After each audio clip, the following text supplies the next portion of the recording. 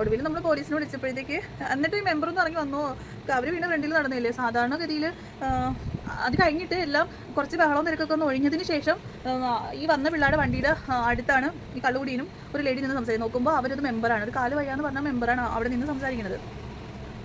അപ്പോൾ അവർ നമ്മളെ ഈ എന്നെയും എൻ്റെ കൂടെ വന്ന് എത്തായി നമ്മൾ ഇതിനകത്ത് ഇടപെട്ടത് കാരണം നമ്മളെ കുറ്റപ്പെടുത്തിക്കൊണ്ടിരിക്കുകയാണ്. നമുക്കിതിൻ്റെ ആവശ്യത്തിനാണ് ഇതിനകത്ത് ഇടപെട്ടതെന്നും പിന്നെ അങ്ങനെയുള്ള കുറേ കാര്യങ്ങൾ അവരോട് പറഞ്ഞുകൊണ്ടിരിക്കുകയാണ്. അപ്പോഴാണ് ഭാഗ്യത്തിന് പോലീസ് വന്നത്.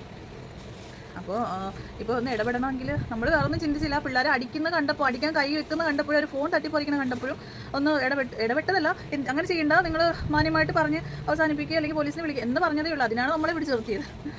വഴിയെ വന്ന വയ്യാവിയിൽ എന്നൊക്കെ പറഞ്ഞ് കേട്ടില്ലേ. പക്ഷെ അതിൽ നമുക്ക് കുറ്റബോധമൊന്നും തോന്നിയില്ല കേട്ടോ. കാരണം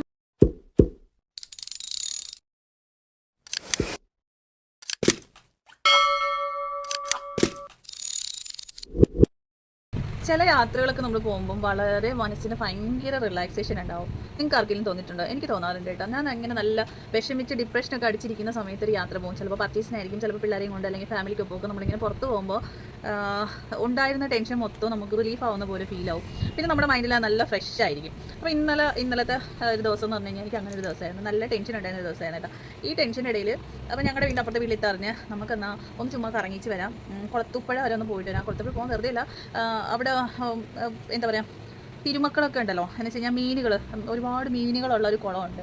അവിടെ ഒരുപാട് വിശ്വാസികൾക്ക് നല്ല വിശ്വാസമുള്ളൊരു അമ്പലമാണ് കേട്ടോ. അപ്പോൾ അവിടെ ഈ കെട്ടുകാഴ്ചയൊക്കെ വരുന്നത് കാണാൻ പോകാമെന്ന് പറഞ്ഞിട്ട് പോയതാട്ടോ.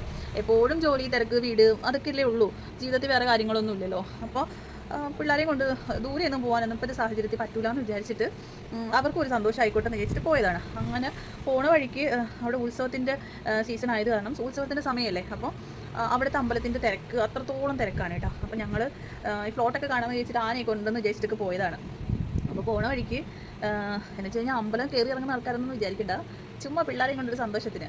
അങ്ങനെ പോയപ്പോൾ എൻ്റെ കൂടെ വന്ന ഇത്തായും പോലും ഒരു വണ്ടിയിൽ, ഞാൻ എൻ്റെ മക്കളും വേറൊരു വണ്ടിയിൽ. എന്ന് വെച്ച് കഴിഞ്ഞാൽ സ്കൂട്ടിയിലാണ് പോകുന്നത്. ഒരുപാട് ദൂരമില്ല, 1 മണിക്കൂറോളം യാത്ര ചെയ്യേണ്ടി, അത്ര ദൂരമേ ഉള്ളൂ. അപ്പോൾ ഈ പോണ വഴിയിൽ ഞങ്ങളുടെ ഇത്തായാണ് ഫ്രണ്ടിൽ വണ്ടി ഓടിച്ചിരുന്നത് കേട്ടോ. ആ ഇത്താടെ വണ്ടി മേലൊരു ഓട്ടോറിക്ഷ വന്ന് തട്ടാനെ കൊണ്ട് ഇങ്ങനെ വന്ന് കയറി. അപ്പോൾ അവർ പെട്ടെന്ന് സൈഡ് പിടിച്ച് വണ്ടി നിർത്തി. ഞങ്ങൾ ബാക്കിൽ വന്ന് വണ്ടി നിർത്തിയ സമയത്തിൽ ഞങ്ങളുടെ തൊട്ട് ബാക്കിലായിട്ട് ഒരു ഒച്ച കേൾക്കുന്നത്. നോക്കുമ്പോൾ എന്താ 2 കാറ് തമ്മിൽ കൂട്ടിമുട്ടിയതാട്ടോ. നമ്മുടെ വണ്ടിയുടെ ബാക്കിൽ വന്ന തട്ട് കേട്ട സൗണ്ട് നമ്മൾ നോക്കാൻ വേണ്ടിയിട്ട് ഞങ്ങളെല്ലാവരും അങ്ങോട്ട് പോയിട്ടാ. അന്നേരം ഉണ്ട് ഈ 2-3 അവന്മാർ കള്ള് കുടിച്ച് കിറിഞ്ചിയിട്ട് ഒരു 3-4 പിള്ളേർ, അവർക്കാണെങ്കിൽ മലയാളം അറിയത്തില്ല, ഹിന്ദി ഇംഗ്ലീഷ് മാത്രമേ അറിയത്തുള്ളൂ കേട്ടോ. അപ്പോൾ ഈ പിള്ളേരെ ഇങ്ങനെ ഷോൾഡറിൽ ഇങ്ങനെ ഉപദ്രവിക്കാനായിട്ട് പിടിക്കുക. ഒരുത്തനാണെങ്കിൽ 2 പിള്ളേരിൽ നിന്ന് ഫോണിങ് വാങ്ങിക്കുകയും ചെയ്ത്. അപ്പോൾ ആ തിരക്കിനായിട്ട് ഇവന്മാർ ഫോണും കട്ടുകൊണ്ട് പോയിട്ടുണ്ടെങ്കിലോ. അപ്പോൾ എൻ്റെ കൂടെ വന്ന് എത്താൻ പറഞ്ഞു, അത് നിങ്ങൾക്ക് എന്തെങ്കിലും ഉണ്ടെങ്കിൽ നിങ്ങൾ അടിക്കാതെ നിങ്ങൾ കാര്യം സോൾവ് ചെയ്യുക എന്ന് പറഞ്ഞിട്ട് ഇവരെന്താക്കി അതിൻ്റെ ഇടയിൽ ചെന്നങ്ങ് കയറി കേട്ടോ. അപ്പോൾ കൂട്ടത്തിൽ ഞാനും ഉണ്ടല്ലോ. അങ്ങനെ എനിക്കിപ്പോൾ ശരിക്കും പറഞ്ഞു കഴിഞ്ഞാൽ അവരോട് എനിക്ക് ഭയങ്കര സ്നേഹം തോന്നിയ നിമിഷമായിരുന്നു കേട്ടോ അത്, സത്യം പറഞ്ഞു കഴിഞ്ഞാൽ. കാരണം അതേ പ്രായത്തിലുള്ള മക്കൾ ഉണ്ട് നമുക്കും, അല്ലെങ്കിൽ അവർക്കെല്ലാം ഉണ്ടല്ലോ. അപ്പോൾ ഈ കൊച്ചുങ്ങൾ ഒന്നും മിണ്ടുന്നില്ല, ഭാഷ അറിഞ്ഞുകൂടെന്ന് വെച്ചിട്ട് ഉള്ള ഭാഷയിൽ എക്സ്പ്രഷൻ കാണുമ്പോൾ തന്നെ ഓപ്പോസിറ്റ് ഇരിക്കുന്ന ആൾക്കറിയാമല്ലോ. ഇത് ശരിക്കും പറഞ്ഞാൽ ഒരു പട്ടി കുറുക്കേട് ചാടിയപ്പം ഈ കള്ള് കുടിച്ചുകൊണ്ട് ഓടിച്ചിരുന്ന വണ്ടി സഡൻ ബ്രേക്ക് പിടിച്ചതാട്ടോ. സഡൻ ബ്രേക്ക് പിടിച്ചപ്പോൾ ബാക്കി വരുന്ന വണ്ടി കൊണ്ട് തട്ടിയതാണ്. ശരിക്കും അതാണ് സംഭവം. അങ്ങനെ ഇവന്മാർ ഇത് പറഞ്ഞ് നമ്മൾ അടിക്കണ്ടെന്ന് പറഞ്ഞതിന് വേണ്ടിയിട്ട് നമ്മളെയും കൂടെ അവിടെ പിടിച്ചു നിർത്തി. നിങ്ങളെന്നാൽ ഇവർക്ക് പൈസ തരാമെങ്കിൽ നിങ്ങൾ പൈസ തന്നിട്ട് പോയാൽ മതി എന്ന് പറഞ്ഞിട്ട് ഇവന്മാർ നമുക്ക് നേരെയൊക്കെ തിരിഞ്ഞുക. അങ്ങനെ അവസാനം എന്താക്കി, പോലീസിനെ വിളിച്ച്. അപ്പോൾ ഞാൻ പറഞ്ഞു, നിങ്ങളിപ്പോൾ ഫോണൊന്നും പിടിച്ച് വാങ്ങിക്കാണ്, ഇപ്പോൾ ഒരാളുടെ പ്രൈവസിയാണ് അയാളുടെ ഫോൺ പറഞ്ഞത്, അത് പിടിച്ച് വാങ്ങിക്കാൻ ആർക്കും അവകാശമില്ല. എന്തെങ്കിലും പ്രശ്നം ഉണ്ടെങ്കിൽ ഒന്നെങ്കിൽ പോലീസിൽ കംപ്ലയിൻറ്റ് ചെയ്യുക, അതല്ലെന്നുണ്ടെങ്കിൽ ഈ 5-6 ആമ്പിള്ളേരില്ലേ അവരുടെ കൂട്ടത്തിൽ ഈ തട്ടിയ വണ്ടിയുടെ ഉടമസ്ഥൻ്റെ കൂടെ അവർ പോയിക്കോട്ടെ. അപ്പോൾ എത്ര എമൗണ്ട് ആവുമെന്ന് അറിയില്ല, എമൗണ്ട് കൊടുത്ത് സെറ്റിലായി പോയാൽ പോരായോ. ഇത് കയ്യാങ്കളിയിലേക്ക് നിന്നപ്പോഴത്തേക്ക് അങ്ങനെ ഇതിനകത്ത് ഇടപെട്ടതാണ്. നമ്മളങ്ങനെ പറഞ്ഞ പ്രകാരം നമ്മളെ പിടിച്ചു നിർത്തിയതുകൊണ്ട് പിന്നെ പോലീസിനെ വിളിച്ച്, പോലീസ് വന്നപ്പോഴത്തേക്കും പിന്നെ ഇവന്മാർ പത്തിയങ്ങ് മടങ്ങി. കാരണം ഇവന്മാർ കള്ളു കുടിച്ചിട്ടുണ്ടായിരുന്നു, വണ്ടിക്ക് ബുക്കും പേപ്പറും ഇല്ല. 10-20,000 രൂപ കിട്ടേണ്ട സ്ഥലത്ത് അവസാനം 5,000 രൂപയിൽ കാര്യം ഒതുക്കി തീർത്ത്. പിള്ളേർക്ക് 100 ജന്മം കിട്ടിയ മാതിരി സന്തോഷം. ഞങ്ങളുടെ ഇത്തടുത്തൊക്കെ ഭയങ്കരമായിട്ട് നന്ദിയൊക്കെ പറഞ്ഞിട്ട് പിള്ളേർ പോയി. അവസാനം സ്ത്രീകൾക്കെതിരെ ഗുണ്ടായിസം എന്നുള്ള പേരിൽ കേസ് എടുക്കാമെന്നൊക്കെ പറഞ്ഞിട്ടുണ്ടായി. പിന്നെ പിന്നെ അതിൻ്റെ പുറകെ നടക്കേണ്ടെന്ന് വിചാരിച്ച് അങ്ങ് വിട്ട് കളഞ്ഞ്. പിന്നെ ഞങ്ങൾ ഓക്കെ പറഞ്ഞ് താങ്ക്സ് ഒക്കെ പറഞ്ഞ് നമ്മളെ വിട്ടിങ്ങി പോകുന്നു. അങ്ങനത്തെ ഒരു സംഭവം. പിന്നെ എനിക്ക് പറയാനുള്ളതെന്ന് വെച്ച് കഴിഞ്ഞാൽ നമ്മളിപ്പോൾ ഏതൊരു നാട്ടിൽ പോയാലും ഇതുപോലെ ഇൻസിഡൻറ്റ് എന്തെങ്കിലും ഉണ്ടായാലും അല്ലെങ്കിൽ നമുക്ക് ഇതുപോലുള്ള സാഹചര്യമൊക്കെ വന്നു വിട്ടിട്ടുണ്ടെങ്കിൽ നമുക്ക് വായി കിടക്കുന്ന നാവ് ചുമ്മാതൊന്നും അല്ലല്ലോ അല്ലേ. പ്രതികരിക്കാൻ വേണ്ടിയിട്ട് തന്നെയാണല്ലോ. അപ്പോൾ വെറുതെ നിന്ന് കഴിഞ്ഞ് കഴിഞ്ഞാൽ അവന്മാരെ എമൗണ്ട് വെച്ച് ഇത്രയെന്നറിയോ, 35,000 40,000 35,000 തന്നിട്ട് പോയാൽ മതി എന്ന് പറഞ്ഞമാരാ. ലാസ്റ്റ് പോലീസ് വന്നപ്പം അവർക്ക് 5,000 കൂടി 40 45 ഒക്കെ പറയുന്നുണ്ടായി. അവസാനം പോലീസ് പറഞ്ഞതിന് ഊതടാന്ന് പറഞ്ഞു. നോക്കിയപ്പോൾ കള്ളു കുടിച്ചിരിക്കുക. അപ്പോൾ കള്ളു കുടിച്ചപ്പോൾ പറയുക ഞാനല്ല വണ്ടി ഓടിച്ചതെന്ന്. ശരിക്കും കള്ളു കുടിച്ചിട്ടാണ് വണ്ടി ഓടിച്ചത്. കുടിക്കാതെന്ന് വെച്ച് കഴിഞ്ഞാൽ അവിടെ കുറച്ച് ചെറുപ്പക്കാരന്മാർ വന്നിട്ട് ഇതിൻ്റെ ഇടയിൽ ഷോ കാണിക്കും. നിങ്ങൾ ആരാരും ചോദിക്കുക, നിങ്ങൾക്ക് എന്ത് ഇതിനകത്ത് കാര്യം, നിങ്ങൾ പൈസ തന്നിട്ട് പോയാൽ മതി വേണ്ട, ഞങ്ങളുടെ അടുത്തങ്ങ് റൈസ് ആയിക്കൊണ്ട് നിൽക്കുക. പോലീസ് വന്നാൽ പിന്നെ അവന്മാർക്ക് മിണ്ടാട്ടോ ഇല്ല ഒരിയാട്ടോ ഇല്ല.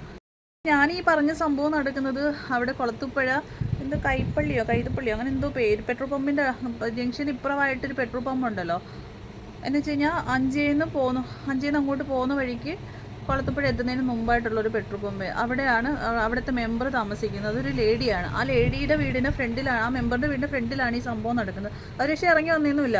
പകരം ആ വീട്ടിലുള്ള വേറൊരു സ്ത്രീ ഇറങ്ങി വന്നിട്ട് നമ്മൾ പറയുന്നുണ്ട് ഇവിടുത്തെ അധികാരികൾ ആരും ഇല്ലേ, എത്ര ഇടി തരത്തിൽ ആരും മിണ്ടുന്നില്ല, അനങ്ങുന്നില്ല. ഈ കള്ളുകുടിയന്മാർ 3-4 പേര് പിള്ളേരെ ഉപദ്രവിക്കാൻ നിൽക്കുന്നത്, ഫോൺ പിടിച്ച് വാങ്ങിക്കുന്നത്, ആൾക്കാരൊക്കെ കുറച്ച് കൂടുന്നുണ്ട്, പക്ഷെ ആരും ഒന്നും അനങ്ങുന്നില്ല. അപ്പോഴാണ് നമ്മുടെ ഇത്ത പറയുന്നത് നിങ്ങൾ കൈവെക്കണ്ട, പോലീസിനെ വിളിക്കുക അല്ലെങ്കിൽ മെമ്പർമാരെ ആരെങ്കിലും വിളിക്കുമെന്ന് പറഞ്ഞപ്പോഴത്തേക്ക് വന്നിട്ടും ആരും അനങ്ങുന്നില്ല. അപ്പോൾ ആ ലേഡി പറഞ്ഞു ഇത് മെമ്പറിൻ്റെ വീടാണെന്ന് പറഞ്ഞു. അപ്പോൾ മെമ്പറിനെ വിളിക്കാൻ പറഞ്ഞപ്പോൾ മെമ്പറിന് കാല് വയ്യാന്ന് പറഞ്ഞു. കുറേ കഴിഞ്ഞ് ഈ സംഭവങ്ങളൊക്കെ പറഞ്ഞു ഒതുക്കി പോലീസിനെ നമ്മൾ വിളിച്ച് പോലീസ് വരാൻ വേണ്ടി വെയിറ്റ് ചെയ്ത് നിന്നപ്പോൾ ഉണ്ട് നമ്മൾ ഈ കൊണ്ടുവന്ന് ഇടിച്ച പിള്ളേരുടെ വണ്ടിക്കടുത്തായിട്ട് എന്ന് വെച്ച് കഴിഞ്ഞാൽ മെമ്പറിൻ്റെ വീട് ഗേറ്റിന് തൊട്ട് താഴെയായിട്ട് കിടക്കുന്ന ആ വണ്ടിയിൽ ഈ കള്ള് കുടിച്ച അവന്മാരും ഒരുത്തരും ഇറങ്ങി വന്നിട്ട് അവരവിടെ നിന്ന് സംസാരിച്ചുകൊണ്ടിരിക്കുകയാണ്. അപ്പോഴാണ് അറിയുന്നത് അത് മെമ്പറായിരുന്നെന്ന്. എല്ലാം കഴിഞ്ഞപ്പോഴത്തേക്കും മെമ്പർ ഇറങ്ങി വന്ന് അവിടെ നിന്ന് അവരോടൊപ്പം നമ്മൾക്ക് കുറ്റം പറഞ്ഞുകൊണ്ടിരിക്കുകയാണ്. എന്ന് വെച്ച് കഴിഞ്ഞാൽ ഞാനും എൻ്റെ കൂടെ നെത്തായും എന്തിനാണ് ഇതിനകത്ത് ഇടപെട്ടതെന്നും ഞങ്ങൾ അല്ലെങ്കിൽ ഇവർക്ക് ഇത്ര പ്രശ്നമാണെന്നുണ്ടെങ്കിൽ ഇവർക്ക് പൈസ തന്നിട്ട് പൊയ്ക്കൂടായോ എന്നും അവർ ചോദിച്ച് 35,000 നമ്മൾക്ക് കൊടുത്തിട്ട് നമ്മൾ പൊയ്ക്കൂടായോ, അല്ലെങ്കിൽ പൈസ തരും വരെ നമ്മളവിടെ നിൽക്കണം എന്നും പറഞ്ഞുകൊണ്ട് അവരവിടെ കുറ്റം പറഞ്ഞുകൊണ്ട് നിൽക്കുമായിരുന്നു. അപ്പോൾ പോലീസ് വന്നു. പിന്നെ പോലീസിൻ്റെ പിറകെ പോയി അവസാനം 5,000 ഒതുക്കി തീർത്ത കഥ ഞാൻ പറഞ്ഞല്ലോ.